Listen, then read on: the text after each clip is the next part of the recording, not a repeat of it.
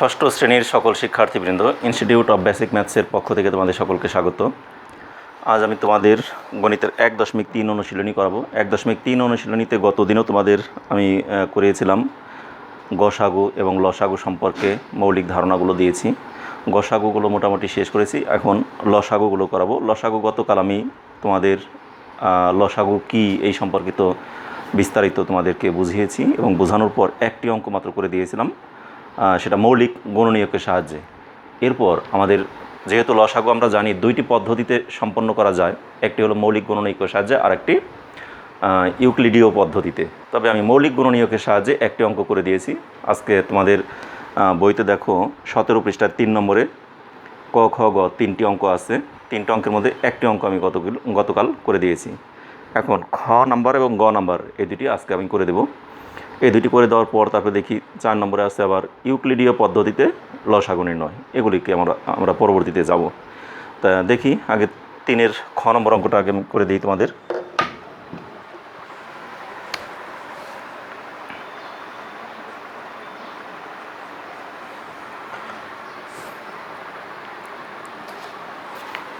বাইশ 88 132 198 এই 4টি সংখ্যা আছে। এই 4টি সংখ্যার আগে আমরা কী করব, মৌলিক গুণনীয়কগুলো বের করব। মৌলিক গুণনীয়ক বের করার পদ্ধতি তোমাদের আগেই দেখানো হয়েছে, শেখানো হয়েছে। যেমন এখানে সংখ্যাগুলোর মৌলিক গুণনীয়ক নির্ণয় করি, এই কথাটা আমরা লিখে নিতে পারি কিন্তু।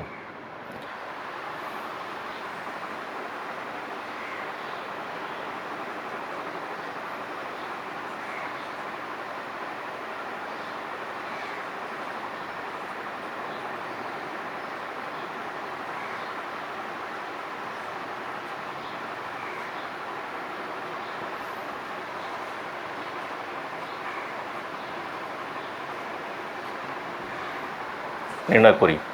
এখন 22কে আমরা কী করব, 2 দিয়ে ভাগ দিব। 11 আর তো যায় না, তাহলে এটাই এখানেই শেষ। 11 কিন্তু একটা মৌলিক সংখ্যা, 2 একটা মৌলিক সংখ্যা। এবারে 88কে আমরা মৌলিক গুণনীয়কে বের করব। তাহলে 88কে 2 দিয়ে দিলে 44, 44কে 2 দিয়ে দিলে 22, 22কে 2 দিয়ে দিলে 11, 132, 132কে 2 দিয়ে ভাগ করলে 6 দুগুণে 12 থাকে 1 2 12, 6 দুগুণে 12, আবার 2 দিয়ে দিলে থাকে 3 3 33, এটাকে 3 দিয়ে ভাগ দিলে থাকে 11, শেষ। তাহলে কিন্তু আমাদের 3টা অলরেডি হয়ে গেল। এরপর 198, 198কে 2 দিয়ে ভাগ দিলে কত হয়, 9 দুগুণে 18, 9 দুগুণে 18, 3 দিয়ে ভাগ দেওয়া যায় 3 3, আবার 3 দিয়ে দেওয়া যায় 11। তাহলে এখন লিখি, সুতরাং 22 = 2 গুণ 11, 88 = 2 গুণ 2 গুণ 2 গুণ 11, 132 = 2 গুণ 2 গুণ 3 গুণ 11, 198 = 2 গুণ 3 গুণ 3 গুণ 11। এই তো আমাদের অঙ্কটা দেওয়া আছে। এখন এখান থেকে আমাদের চিন্তা করতে হবে কোনটা কোনটা মিলে আর কোনটা কোনটা মিলে না। অর্থাৎ আমরা যেহেতু লসাগু বের করবো, লসাগুতে আমি বলছিলাম গসাগুতে হলো যে সংখ্যাগুলো সব জায়গাতেই কমন, সব জায়গাতে, অর্থাৎ সবগুলো আমাদের গুণনীয়কের মধ্যে যেটা একদম কমন মিলেই সেটি হলো আমাদের গসাগু। আর লসাগুর ক্ষেত্রে যেগুলি সব জায়গাতে মিলে সেটাও লসাগু। আবার 2 জায়গাতে মিলিয়ে 2টার উৎপাদকে মিলল বা গুণনীয়কে মিলল, সেই দুইটার মধ্যে থেকে একটা নিব। আবার কোথাও দেখা গেলো মিলেই নাই, তাহলে সেটাকেও নিব। অর্থাৎ মিল অমিল সবগুলোকে নিয়েই আমাদের লসাগু নির্ণয় করতে হয়। তাহলে সেই অনুযায়ী আমরা দেখো এখানে কীভাবে কী লিখতে পারি। যেমন এই 2, এই সবগুলো 2 নিয়ে আমরা একটা 2 লিখব। সুতরাং নির্ণয়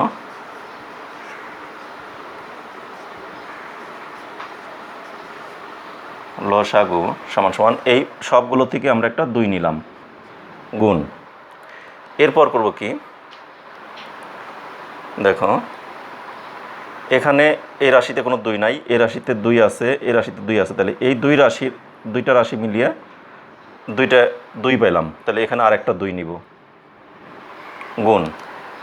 এবার এখানে আরেকটা 2 আছে কিন্তু অন্য কোথাও নাই, তাহলে অমিল একটা রইল, এটাকেও নিব, কোনোটাই বাদ রাখা যাবে না, গুণ। এবার 11, এখানে একটা আছে, এখানে একটা, এখানে একটা, এখানে একটা, এই 4 জায়গাতেই 11 আছে, এই 4টাকে নিয়ে একটা 11 নিব, ঠিক আছে। তাহলে এখানে আর আমাদের কোনো বাকি নাই, এখানেও কোনো বাকি নাই।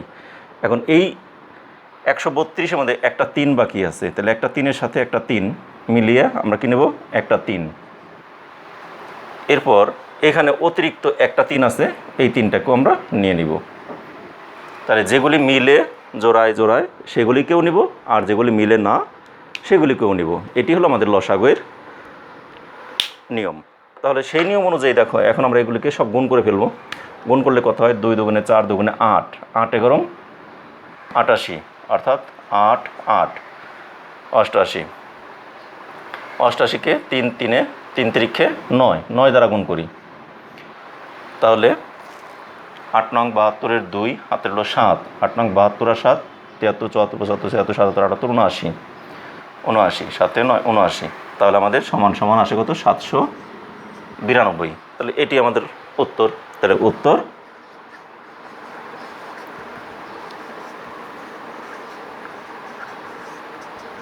792। সহজে আমাদের অঙ্কগুলি হয়ে গেল। তাহলে এভাবে আমাদের সবগুলো অঙ্কই করতে হয়।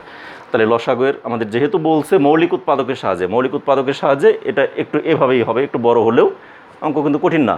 কিন্তু যখনই আমরা যাব ইউক্লিডীয় পদ্ধতি তখন কিন্তু আর একটু সহজ হয়, এটার চেয়ে একটু তুলনামূলকভাবে সহজ হয়। মৌলিক উৎপাদকের সাহায্যে বা মৌলিক গুণনীয়কের সাহায্যে যেমন আমরা গসাগুতে একটু বড়, লেখালেখি বেশি, কিন্তু ভাগ প্রক্রিয়ায় গসাগুটা সহজ হয়েছে, ঠিক একই রকম আমাদের লসাগুতেও মৌলিক গুণনীয়কের সাহায্যে নির্ণয় করার চেয়ে যখন আমরা ইউক্লিডীয় পদ্ধতিতে করব তখন আর একটু সহজ হয়ে যাবে। এই জন্য তোমাদেরকে বলি, কিন্তু তাই বলে আমরা যদি পরীক্ষায় উল্লেখ করা থাকে যে ইউক্লিডীয় পদ্ধতিতে লসাগু নির্ণয় করে, তাহলে আমাকে সেই পদ্ধতিতেই করতে হবে। যদি উল্লেখ থাকে মৌলিক গুণনীয়কের সাহায্যে লসাগু নির্ণয় করে, তাহলে আমাকে সেই পদ্ধতিতে করতে হবে। আর যদি কোনো পদ্ধতি উল্লেখ না থাকে তাহলে আমরা যেটা খুশি, আমার যেটা ভালো লাগে আমি সেটা দিয়েই করতে পারবো। তাহলে ঠিক আছে, এটা আমাদের হয়ে গেল। এটা তোমরা এখন সবাই উঠিয়ে নিতে পারো। এই মাঝখানে এটুকু কিন্তু রাফ, এটা কিন্তু উঠানো দরকার নাই, তবে সাইডের রাফটা লিখে দিলেও দিতে পারো। এবার আমি এটা মুছে দিলাম।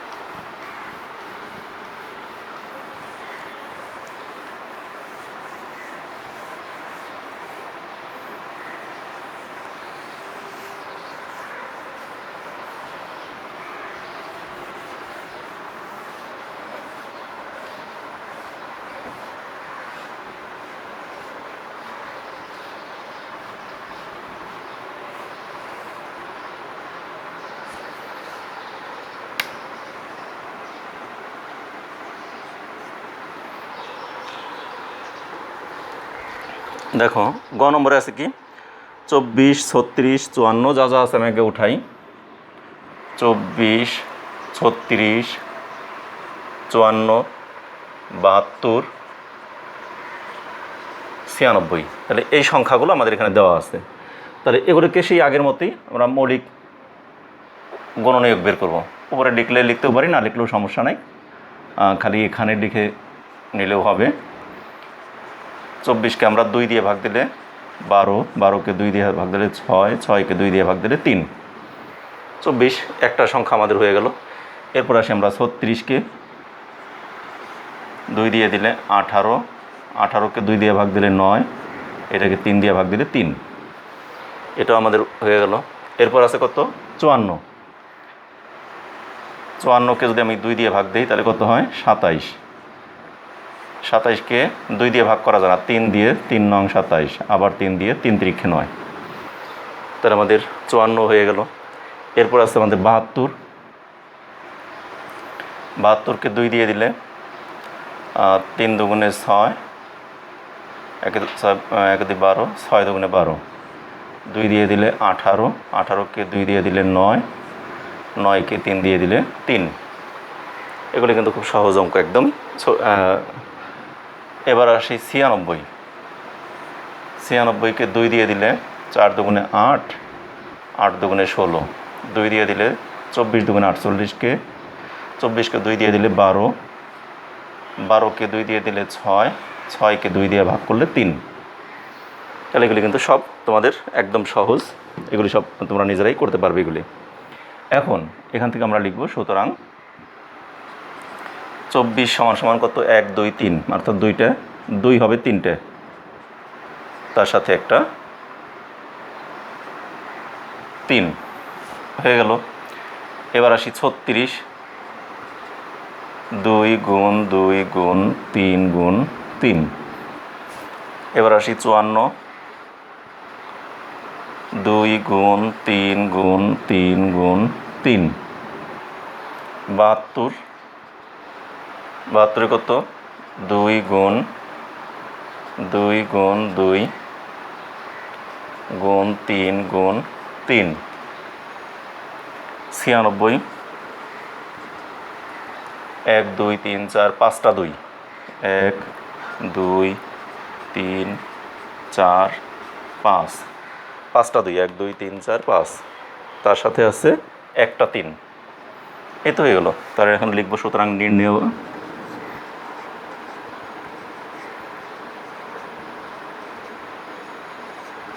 নির্ণয় লসাগু সমান সমান কত হবে? এবার বলো। এখানে ওই আগের মতোই আমরা মিলাবো। এই 2, এই সবগুলো 2 নিয়ে আমরা একটা পেলাম 2, ঠিক আছে। এরপর দেখো, এখানে 2টা 2 আছে, কিন্তু এই লাইনে নাই, কিন্তু এই লাইনে 2টা 2 আছে। তাহলে এই 4টা 2 নিয়ে আমরা আরেকটা 2 লিখলাম। এবার এখানে একটা 2 আছে, আর এই 2 লাইনে 2টা 2 আছে, মানে কার সাথে কাকে মিলানো যায়, মিলিয়ে আমরা এর পরিবর্তে লিখব একটা 2। এরপর দেখো, এখানে একটা 2 এক্সট্রা লিখব 2, এখানে একটা 2 এক্সট্রা লিখব 2। তাহলে আমাদের কিন্তু 2-এর কাজ শেষ। আমি তারপরে আরেকটা সহজ পদ্ধতিও তোমাদেরকে আমি দেখাবো, বলবো, সেই পদ্ধতিটা সম্পর্কে তোমাদেরকে আমি জানাবো। এর আগে এটা লিখে নিই আগে। এরপর দেখো, 2 সম্পর্কে আমার কাজ শেষ। এবার আসি 3, 3 আমরা কোথা থেকে নেই? এখানে এই 3 3 3 3, এই সবগুলো 3 সব জায়গাতে মিল, যার জন্য একটা 3 নিলাম। এবার এখানকার 2টা, এখানে একটা, তাহলে এই 3 জায়গা মিলিয়ে একটা 3 লিখলাম। 3 কিন্তু আর বাকি রইল শুধুমাত্র একটা 3 অতিরিক্ত রয়ে গেছে, তাহলে এই অতিরিক্ত 3টাকেও আমরা লিখব।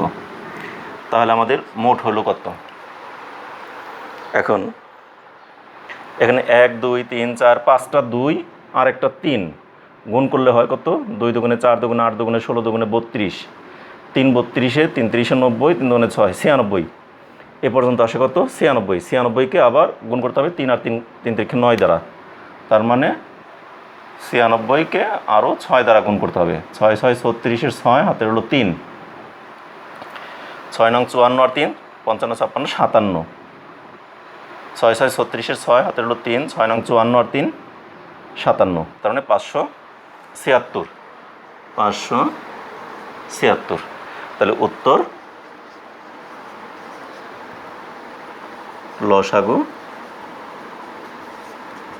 576। এই তো হয়ে গেল আমাদের অঙ্ক। এখন তোমাদেরকে আমি বলছিলাম এখান থেকে একটা সহজ টেকনিক শেখাবো। সেই টেকনিকটা হলো, আমরা এখানে যে অঙ্কগুলো লিখলাম সেই অঙ্কগুলোর মধ্যে তোমরা আগে দেখো একটা জিনিস। আমরা জানি কোনো একটি সংখ্যার সর্বোচ্চ ঘাতটাই হবে, কোনো একটি রাশির সর্বোচ্চ ঘাতগুলোই হবে ওই রাশির লসাগু। কারণ ঘাত বলতে কি? পাওয়ার, মানে যেটা তোমাদের বীজগণিতে পাবা, কিন্তু তারপরেও আগে আমি এখানে একটু শিখিয়ে দিচ্ছি। এখানে আমাদের 2, এখানে আছে 2 কয়টা আছে দেখো তো? 2 আছে 3টা, তাহলে 2 এর পাওয়ার দিলাম 3, মানে 2 এর উপরে 3 লিখলাম। এখানে 2 আছে কয়টা? 2 এর আছে 2টে। এখানে 2 আছে একটা। এখানে 2 আছে কয়টা? 1 2 3টে। এখানে 2 আছে 5টা। তাহলে এই যে 2, অর্থাৎ 2 এর যে ঘাত, অর্থাৎ 2 এর পাওয়ার, এই 2 এর পাওয়ারগুলোর মধ্যে সবচেয়ে বেশি আছে কোনটা? এখানে সব 2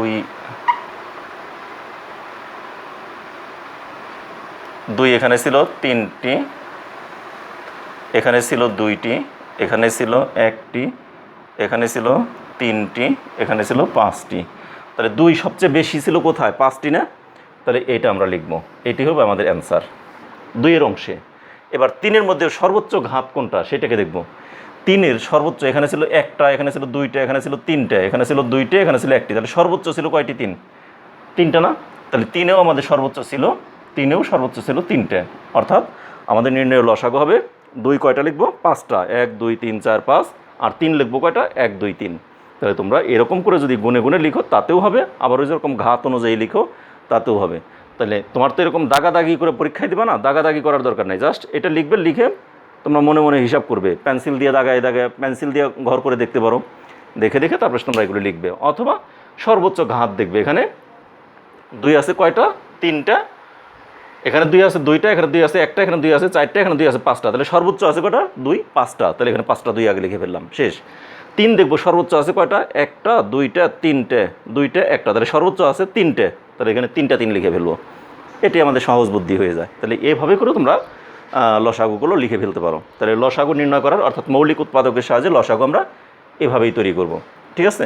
তাহলে আমাদের মোটামুটি বইয়ের এই অনুশীলনীর 3 নম্বরে যে অঙ্কগুলো ছিল ক খ গ, কটা গতদিন করে দিয়েছিলাম, আর আজকে তোমাদের করালাম খ এবং গ, এ দুটি তোমাদের হয়ে গেল। এর পরবর্তীতে আমি অন্য আরেকটি অঙ্ক নিয়ে করব। তাহলে তোমাদের তো আমি এই অঙ্কটা দেখালাম। তাহলে এইভাবে করে তোমরা লসাগু যতগুলো আছে এগুলো সব তোমরা নিজেরা করতে পারবে আশা করি। এখন এরকমের দেখি উদাহরণে 2-1টি অঙ্ক আছে কিনা সেগুলো আমি তোমাদেরকে দেখাই দিই, সেগুলো তোমরা বাসায় করতে পারো। নিজেদেরকে উদাহরণে যেহেতু করে দেওয়া আছে সেগুলি তোমরা বাসায় করবে। এই যেখানে দেখো উদাহরণ 5,